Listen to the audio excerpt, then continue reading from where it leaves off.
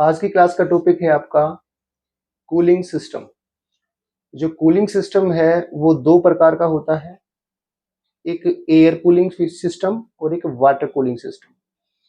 जो air cooling system है उसके अंदर फिन्स होती हैं जो हवा के दबाव के साथ इंजन को ठंडा करती रहती है, और दूसरे के अंदर आपका होता है रेडिएटर जो कि वाटर कूलिंग सिस्टम का एक पार्ट है। तो ये दो प्रकार की व्यवस्थाएं होती हैं गाड़ी के अंदर इंजन को ठंडा करने के लिए। ठंडे का मतलब यहाँ पे होता है गाड़ी का जो वर्किंग टेम्परेचर है उसको बनाए रखने के लिए, क्योंकि अगर गाड़ी बिल्कुल ज्यादा ठंडी होगी तो भी वह अपना कार्य सही रूप से नहीं कर पाएगी, और अगर ज्यादा गाड़ी हीट हो जाएगी तो भी सही नहीं करेगी।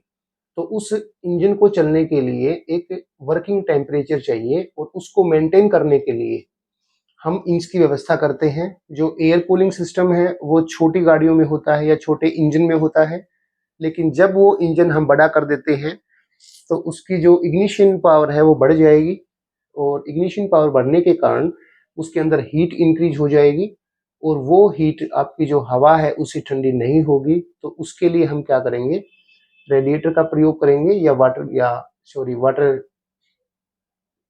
कूलिंग सिस्टम का प्रयोग करेंगे। तो अब देखते हैं वाटर कूलिंग सिस्टम और एयर कूल्ड सिस्टम कार्य कैसे करते हैं। ये है जो ये आपका है air cooling system. Air cooling system के अंदर इनको बोलते हैं फिन्स, और फिन्स लगाने का कार्य होता है कि जो आपका ब्लॉक है, ब्लॉक का जो एरिया होता है उस एरिया को इंक्रीज किया जाता है फिन्स लगाने के कारण। और जैसे हवा इनके अंदर फंसेगी, एयर डैम होंगे ये, एयर डैम के अंदर जैसे ही हवा इनके अंदर फंसेगी तो वो गर्म होगी, गर्म होकर वो हवा बाहर निकलेगी और दूसरी हवा उसका स्थान ले लेगी। तो इस प्रक्रिया के द्वारा क्या होता है, इंजन ठंडा होता रहता है। तो ये छोटे जो वाहन हैं उनके अंदर या छोटे इंजनों में हम इस विधि का प्रयोग कर सकते हैं। इसके बाद आता है कि जब गाड़ी और बड़ी हो या इंजन ज्यादा हो या मल्टी सिलेंडर हो, तो उस अवस्था में उसको ठंडा करने के लिए हम वाटर कूलिंग सिस्टम का प्रयोग करते हैं। ऑटोमेटिक कूलिंग सिस्टम, ये इसके कुछ पार्ट हैं कि कौन सा पार्ट कैसे कार्य करेगा। तो सबसे पहले देखते हैं, ये आपका रेडिएटर है, इसके अंदर रेडिएटर की गिल्स हैं, ये इनको फिन्स कह सकते हो।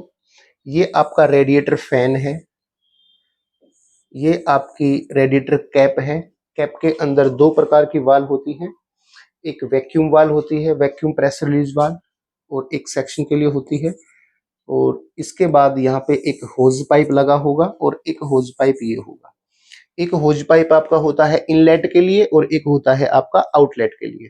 अगर रेडिएटर में बात करें तो जो ऊपर वाला होज पाइप होता है वो इनलेट के लिए होता है।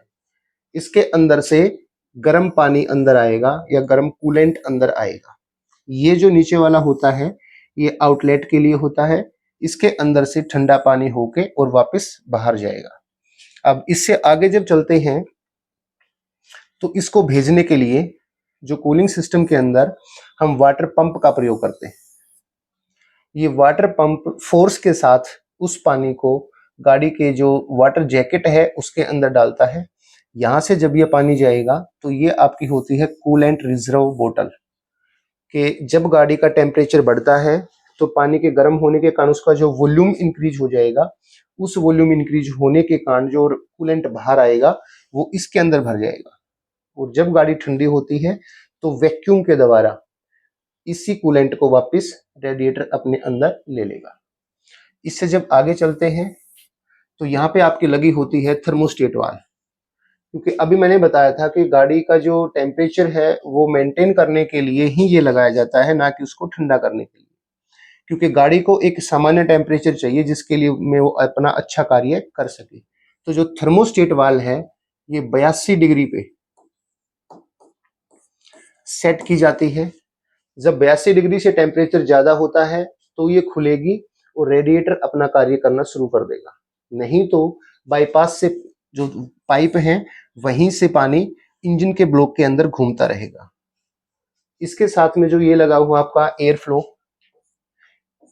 हीटिंग कॉइल होती है, ये आपका फैन है। ये इंजन का पार्ट नहीं है, ये कार के अंदर लगाया जाता है कि जब आप गाड़ी के अंदर गर्मी पैदा करना चाहते हैं तो आप उसको होठ पे करेंगे और ब्लोअर चलाएंगे तो वहां से जो गर्म हवा निकलती है वो गर्म हवा कौन सी होती है, गाड़ी का जो कूलेंट गर्म है उस गर्म कूलेंट को ही उसी से गर्मी लेके गाड़ी के अंदर गर्मी भेजी जाती है। अब बात आती है कि जो थर्मोस्टेट वाल्व है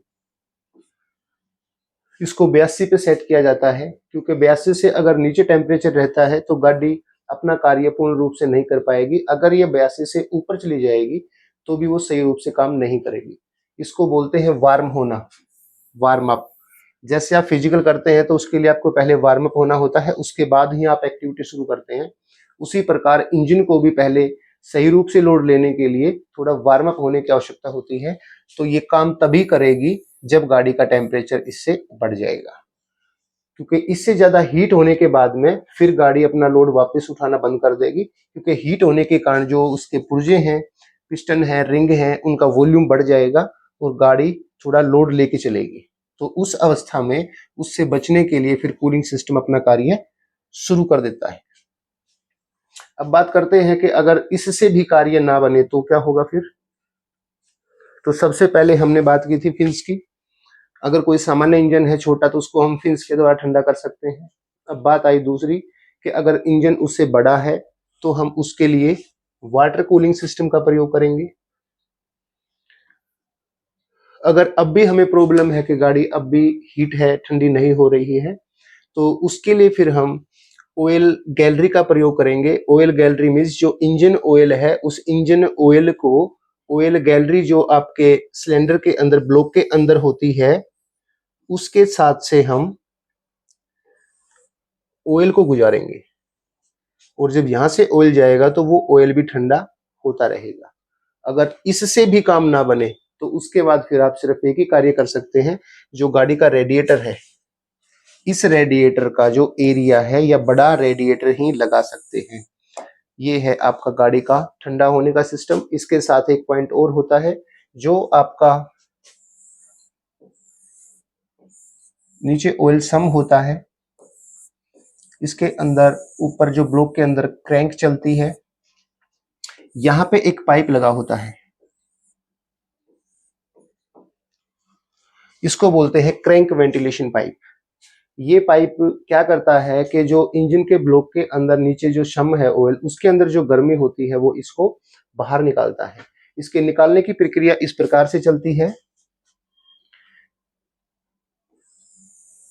ये आपका ऑयल सम है, यहाँ आपकी क्रैंक है और इससे ऊपर आपका पिस्टन है। जब ये पिस्टन ऊपर से नीचे की तरफ आएगा तो इस एरिया को दबाएगा, तो इस एरिया की जो हवा है वो कंप्रेस्ड होगी। कंप्रेस्ड होने से वो इस पाइप के द्वारा बाहर चली जाएगी, और जब ये पिस्टन वापस ऊपर जाएगा तो फिर वैक्यूम करेगा, तो इसी के द्वारा फिर हवा अंदर चली जाएगी। तो इसके अंदर की जो हवा है वो अंदर और बाहर होती रहेगी, और इससे गाड़ी को यहाँ से भी कुछ ठंडक मिलती रहेगी। इसके साथ एक पॉइंट और आता है आपका स्लज फॉर्मेशन।